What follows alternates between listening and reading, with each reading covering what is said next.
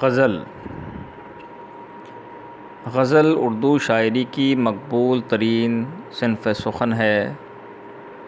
اردو شاعری کا کمال اسی کے دم سے قائم ہے۔ غزل حسن و عشق کی ترجمان و محبت کی داستان ہے۔ غزل سے پہلے عشق و عاشقی تک ہی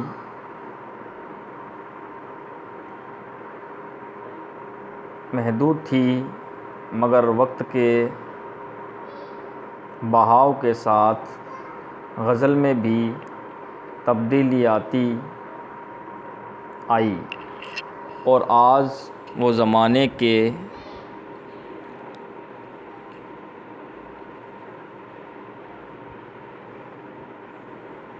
ہر ارمان و خیالات کو اپنے اندر سموئے ہوئے ہیں۔ اسی کی بدولت غزل شروع سے آج تک مقبولیت کے ساتھ زندہ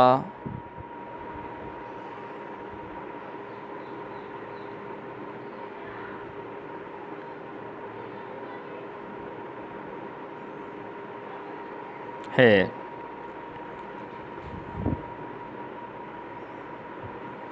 غزل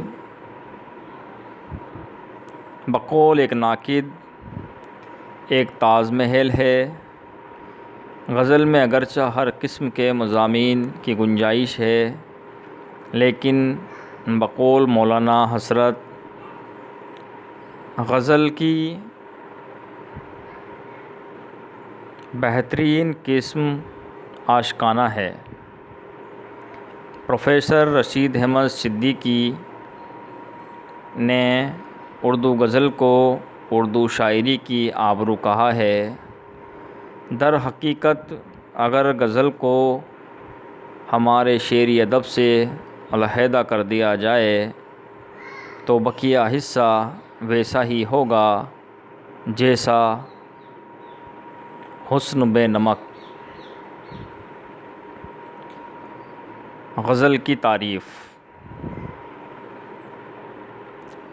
غزل کے لغوی معنی عشق و محبت کی باتیں یا محبوب سے اتفاق کی باتیں کرنا ہے۔ دوسرے الفاظ میں غزل کے معنی حکایت یا زبان گفتنی یعنی عورتوں سے بات چیت کرنے کے مراد کیے جاتے ہیں۔ ایک روایت کے مطابق غزل عربی لفظ غزال سے نکلی ہے، جس کے معنی ہرن کے ہوتے ہیں۔ یہ روایت ہے کہ دور جہالت میں جب عربی لوگ ہرن پر شکار کے لیے تیر مارتے تھے اور وہ تیر جب ہرن کے دل میں پیوست ہوتا تھا، اس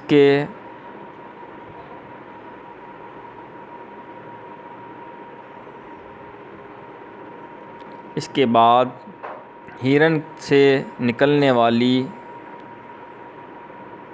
اس طرح کی کیفیت ہی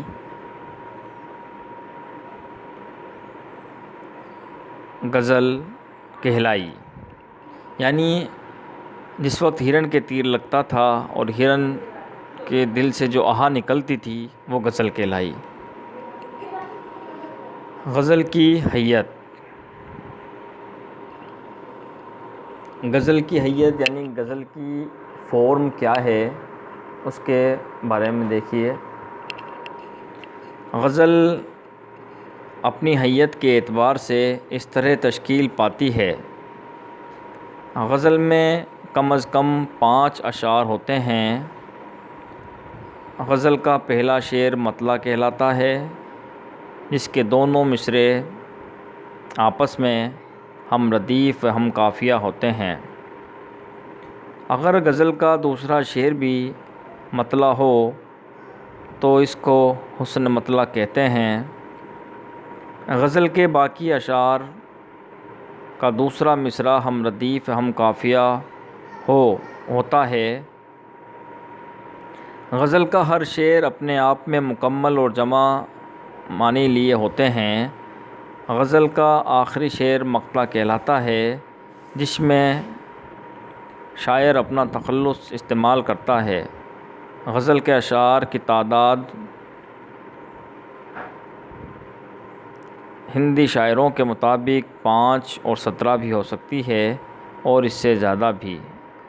اس طرح غزل اپنی شکل کو اختیار کرتی ہے۔ غزل کا ارتقاء۔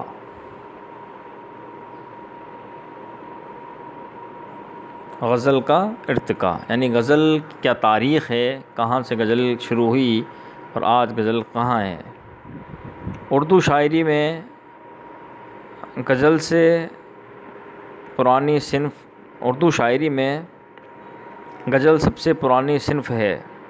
آج سے تقریباً 300 سال پہلے ہماری شاعری نے آنکھیں کھولی۔ یوں تو غزل مشرق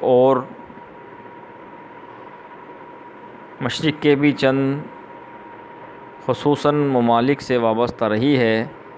غزل کو ابتدا میں ترقی ایران میں ملی، حالانکہ اس سے پہلے بھی غزل عرب میں قصیدے کے روپ میں پائی جاتی ہے، لیکن اسے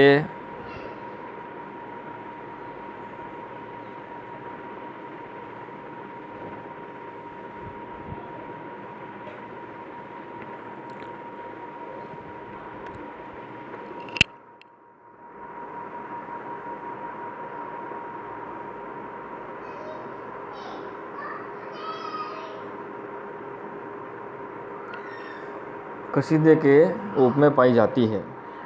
رودکی اور غزل۔ ایران میں بھی غزل کی ترقی مشہور شاعر رودکی کے زمانے میں ہوتی ہے، اور غزل اپنی مکمل شکل اختیار کرتی ہے۔ یعنی رودکی غزل کو قصیدے سے الگ کرتے ہیں اور غزل کو مقطع سے روشناس کراتے ہیں۔ اس طرح رودکی نے غزل کو حیات بخشی، جبکہ کہا جاتا ہے غزل رودکی دہل غزل واہے رودکی وانی صد۔ رودکی کے بعد غزل حافظ سعیدی جیسے شعراء سے وابستہ ہوتی ہوئی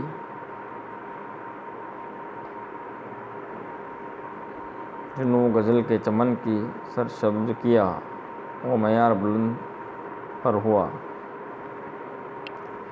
اگلی ویڈیو میں ہم غزل کا جو ہندوستان میں سفر رہا اس کے بارے میں تفصیل سے بات کریں گے۔